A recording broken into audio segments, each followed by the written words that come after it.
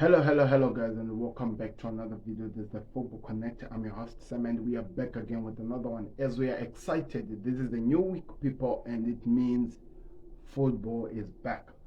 We're about to reach to the weekend as we are looking at the games that are going to be played. We just witnessed Champions League, and for some people, have been watching the Europa League and also the Europa Conference Leagues as they were being played yesterday.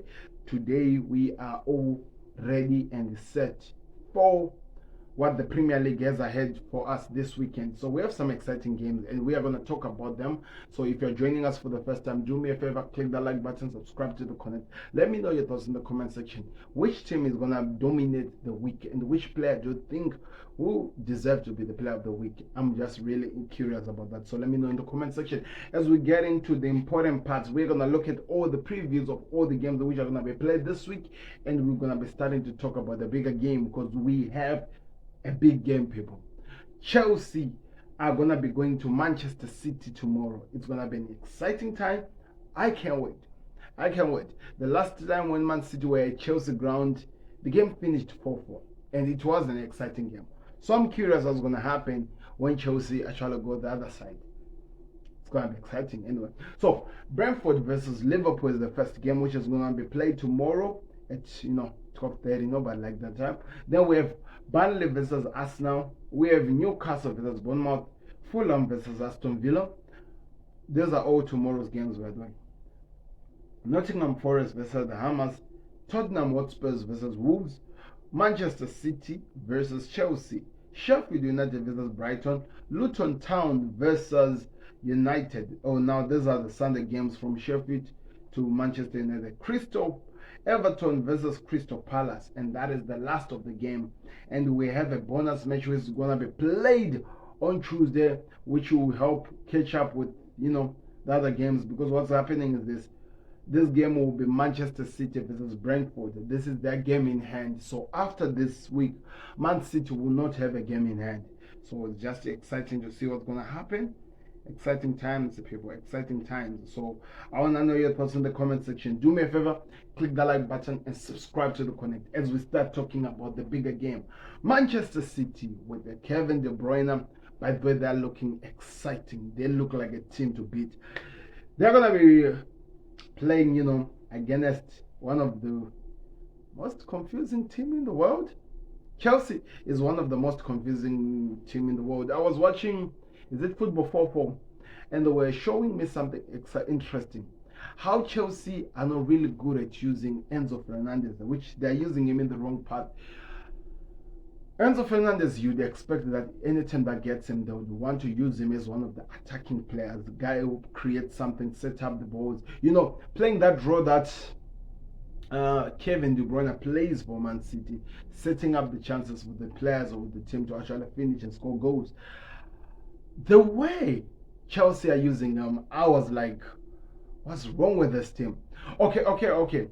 Having Conor Gallagher is one of the best things you can ever do. In any team he goes, he's going to be amazing because he's off the ball, work, it's out of this world. He works so hard off the ball to help out the team to come back and help in terms of attacking.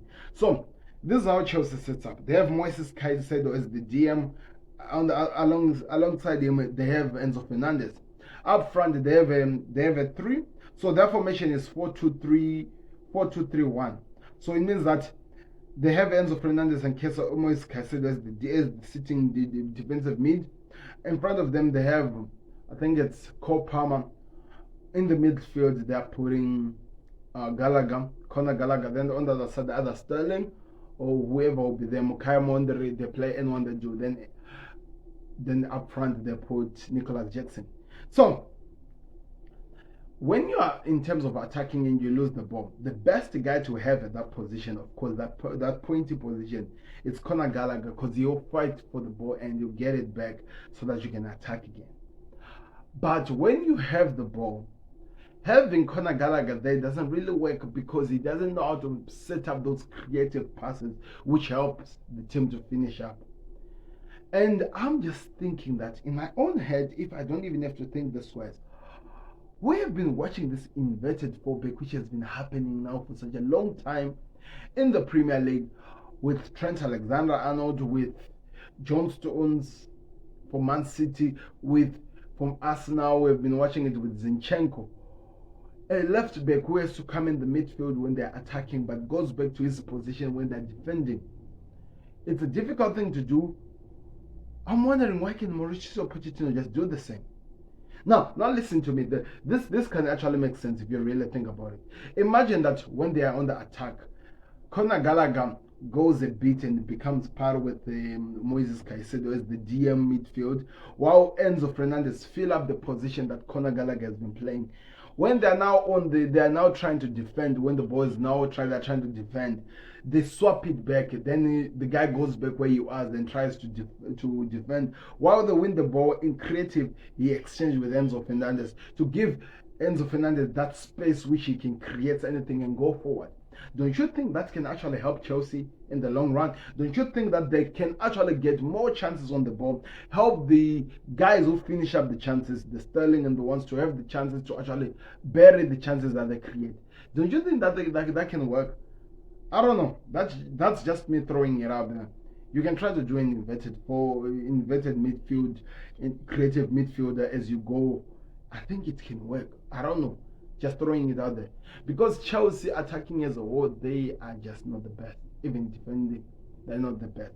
But they have good players who can do well individually. Now try to play that one. Mauricio Pochettino, I hope you're listening to me. That could be the change that you need on your team. Anyway, I got sidetracked there. I just had to throw that one up there. So it's Man City versus Chelsea. One of the best games that we are going to be witnessing. It's going to be one of those games that helps Man City to move forward. Because if you check their last 5 games, they haven't lost any game. They've won all their games. So in their last 5 games, they're actually the most informed team in the Premier League. Arsenal lost.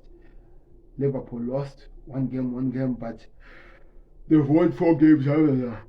So, what can Man City do to not allow that scrappy game that Chelsea did the first time that they played them?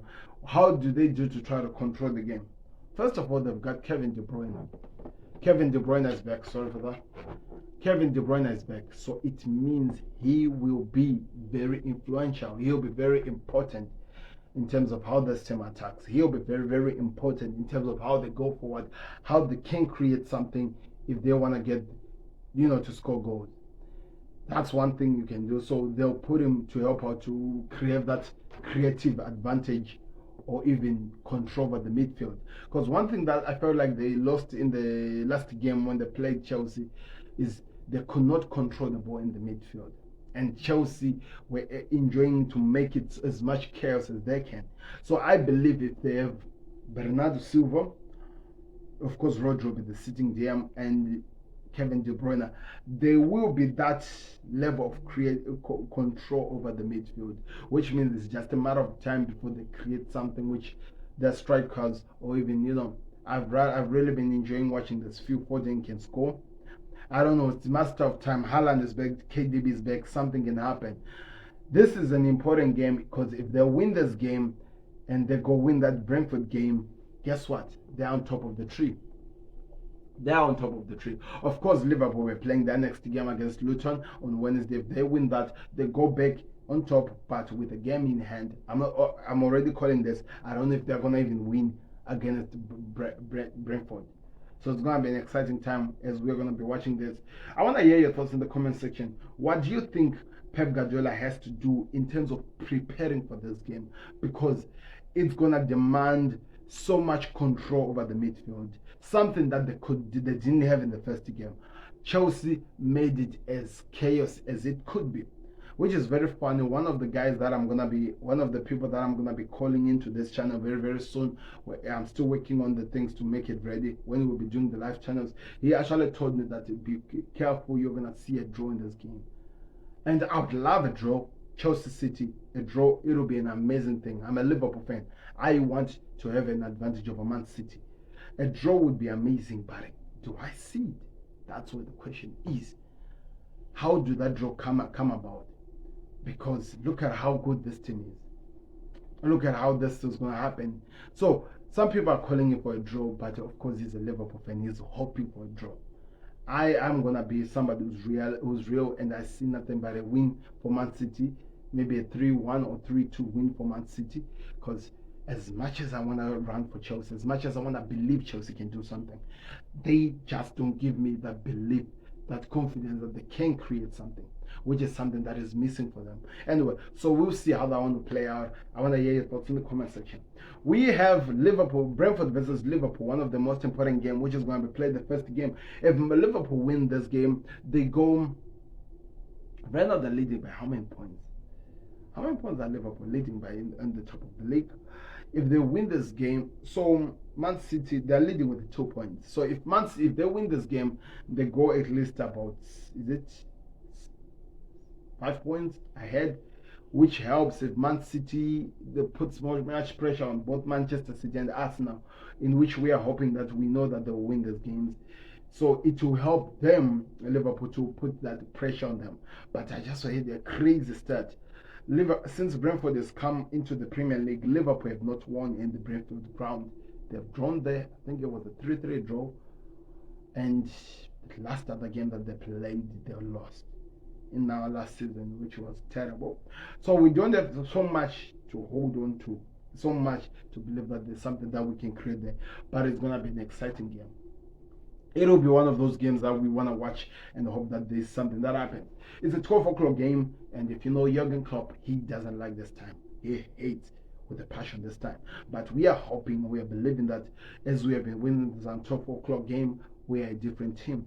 I have to actually tell you, there's something that I'm going to talk. I'm going to do a video to explain what is the difference between the new Liverpool and the old Liverpool under Klopp, or the difference between Liverpool 1 and 2.0 Liverpool. What's the difference? I'll try to make all that thing make sense very, very soon. So expect that video to come out very, very soon. It's going to be exciting. But what I'm saying is this. I believe Liverpool can win this game, and I believe they are going to put so much pressure so that when Man City plays that game in hand, they still have something to believe that they can keep putting pressure on. Because remember, they still have to play Arsenal. There's still other games that has to be played. So it's going to be exciting to see how that one happens. And as well, Man City are coming to Anfield. If there's no any other game that will give an idea of what's going to happen, it's that game. And if City are on top of that by then, I believe the Anfield game becomes a different game all of a sudden. Because in every single time, every title chase we have done with City, we always have to play the last game at the Etihad. This is the first time we're playing it in Anfield, and I'm putting everything on it, and I'm believing we can get something. It's going to be exciting, but I can't wait to see what happens. My prediction is Liverpool 3, Brentford 1. That's what we've been doing so all along. Burnley versus Arsenal, that's the next game. And Burnley gave Liverpool a game, but Arsenal are just on another level. And I'm saying, be careful to Burnley if they're going to play that exciting game. Arsenal are on a rampage. They've just beat West Ham by 6-0. But West Ham particularly as well, but you never know. This team can hurt you. That's the only thing that you have to hold. This team can hurt you. So you have to be careful on that. My prediction is that Arsenal wins this game by 3 or 4-1. It's going to be an exciting one, I'm telling you. Newcastle versus Bournemouth. By the way, I want Arsenal to continue doing what they're doing, because with that pressure, when they go to the City game, it's fireworks. It's fireworks. So I want them, their performance and their confidence to be as it is, because it might work for Liverpool in the long game. You know, I'm playing on the long game, people. If you're playing checkers, I'm playing chess. You know what I mean? Anyway, Newcastle are playing with Bournemouth in an exciting game which is going to be played at that time. And Newcastle have been having those up and down games. And Callum Wilson is out. By the way, if you didn't know, he's out for 12 weeks. He's going to have an injury on the chest area, according to the report that I saw yesterday. It's not looking good for the Newcastle, for the Geordies. So many players are coming out with so many injuries, and I'm hoping that not affect their performance or how the season will look out for them as they go forward.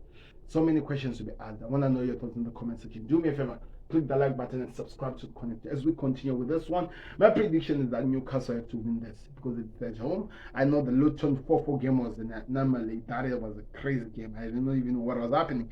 I believe they will win this game, and I believe they'll win it by maybe 2-0 or 2-1. Never know. Bournemouth have been going down as well, so you have to mention that as well. Fulham versus Aston Villa. Aston Villa have not been doing so well. They were beaten by Manchester United, and as well they were beaten. Which team beat them before Manchester United? Chelsea 3-0 if I don't remember. So they need to find the confidence, and this was their home ground where they always get that belief, where they always do the business. That's where they're losing, so they have to find their way out. It's going to be an exciting one. So my prediction on that one, it's easy. Fulham 2, Newcastle, Aston Villa 2 as well. Fulham has been building up confidence and Aston Villa are losing confidence, but I feel like both of these teams will try to fight for their beliefs, if that even makes sense. So it's going to be exciting how that one will play out like. So let's just wait and see what happens. Nottingham Forest versus West Ham. That's the next game that will be played. It's going to be an exciting game after the Hammers being humbled the way they need a response. Nottingham Forest, they're a difficult team to play at home. That's what makes this game even more exciting. So my prediction is that it could end up as a win for Nottingham Forest or a draw. So I'm going to go with a 1-1 draw. That's what I can say. Tottenham versus Wolves, another exciting game that is coming out.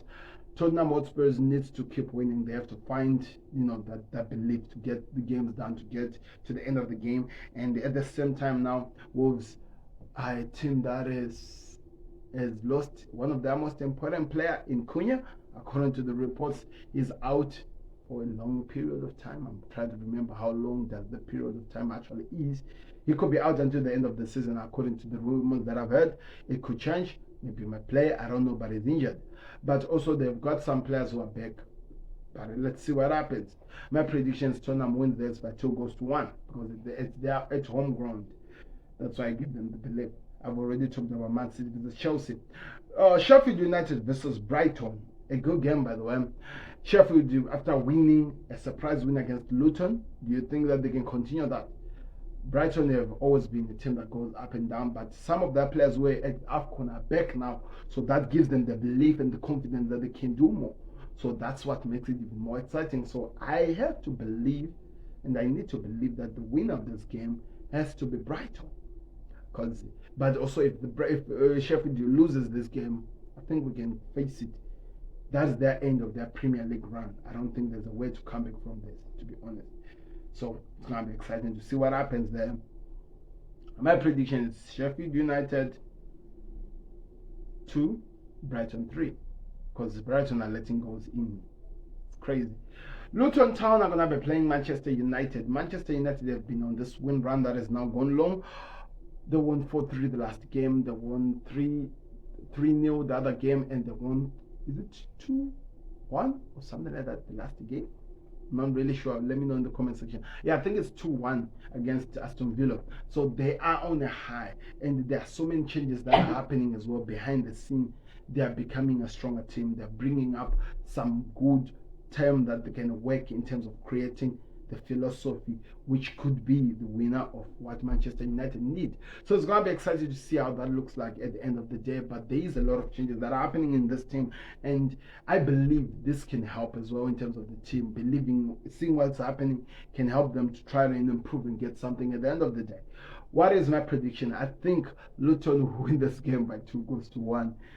That ground is the worst, people. I'm telling you, I've gone there. A lot of teams have gone there. Nobody likes this ground. But anyway, let's see what happens. United are on this all-time level high. Let's see what happens. Because to be honest, against Aston Villa, they won, but they did not deserve to win. That has to be something that we'll keep in an eye as well on. But let's see what happens. That Luton game is not looking good. Everton versus Crystal Palace, one of the best games that we're going to be watching this week. Crystal Palace are on trouble. I think there's a new coach already because Royalson has been sacked, but as well Royalson is sick, so there's that confusion. I don't know what's going to happen. Does that delay what they wanted to do? Does that delay the new manager movement that was supposed to happen? Because we all know, all credible sources have told us that there's a new manager for them. Everton, on the other hand, there are some news as well that the new ground is almost done, that it will be ready to be used on the next season. So there's a lot of things that is happening, which is exciting. Let me know your thoughts in the comment section, but as well, do me a favor, click the like button, subscribe to the channel. My prediction is Everton will win this game by 2-0, which helps them to move out of the relegation zone. Now that has to go with what happens between the Luton game versus Manchester United. So it's an exciting Sunday. Let's see what happens. Or in fact, this game is going to be on Monday. So it's going to be exciting to see what happens. On Tuesday, we have an exciting game as well, which I'm just going to talk about now, when Man City plays against Brentford, which is going to be a game that should have been played in week 18. So what happens is this: if Man City win this game, they go top of the league. But the problem is this: they played Brentford last week, so they're going to be playing it again at their own home ground. It's going to be exciting how they set up for that game and how they can be. And that has to go as well with how Brentford perform against Liverpool as well. Because if that game goes according to plan, that gives them the confidence to keep going forward. So I can't really wait to see how this will look up at the end of the day. But one thing I can tell you, I'm excited. My prediction is Manchester City 2, Brentford 1, because it's at Etihad. But if we talk about the Etihad, Brentford has always enjoyed to win at the Man City ground. They're the last team to beat Man City, if you didn't know, by the way. So there's a lot of things that is happening. This has been Sam. I've been your host, and we'll be back again on another one. Do me a favor, click the like button and subscribe to the Connect. Let me just go a bit on the news. So Trent Alexander-Arnold is expected to be out even when we play the cup against Chelsea. Dominic Soboslai that's saying he could be or he could not be. There's an injury report. Liverpool's Mohamed Salah is back. Is Klopp gonna run him back into the field or gonna give him time? I'm believing he's gonna give him time. Maybe he might play in the last minutes of the games or what. That's what I believe. Also, Manchester United are working so hard in terms of bringing new team that can improve the team. They've already signed the City CEO. Now they're going over the Newcastle sporting director, as well as the one who was working at West Ham as well, if I'm not mistaken. There is a lot of things that is happening in terms of the movement and how he's setting up this one in Radcliffe. And as well, Jim Radcliffe is 25% has been approved by the Premier League, and also another, I'm forgetting what it's called, which is also approved, which means it's a matter of time before it's all done. But you can see already with the sporting activity, there are a lot of things that are happening, which is changing, which they're trying to make a stronger team. Watch out for this United. It's looking scarier than it has ever been. Man City, they won in the Champions League. They're looking strong, and now they're gonna be preparing on what happens as we go into the next round. But do me a favor, click the like button, subscribe to the Connect. I want to know your thoughts in the comment section. What are you expecting? What will happen? Is there another news that I've forgotten which I need to talk about? Oh, the Xabi Alonso to Liverpool. It's looking like it's going to be exciting because Bayern Munich has joined in as well because they want to sign Xabi Alonso. So it's either there's a choice between Liverpool, Bayern Munich, both teams has played for. Let's wait to see how that one plays out. Jude Bellingham, there could be a decision by the end of the week over if he insulted Greenwood or what. There could be a 10 games ban if it is ruled against him, as well as he's injured as well. I don't know if I left anything. Let me know your thoughts in the comment section. Click the like button, subscribe to Connect. I'm out. I've been your host, Sam. We're out. Peace. Subscribe to the Connect. This is the football channel which football connects emotions. We go. We out. Peace.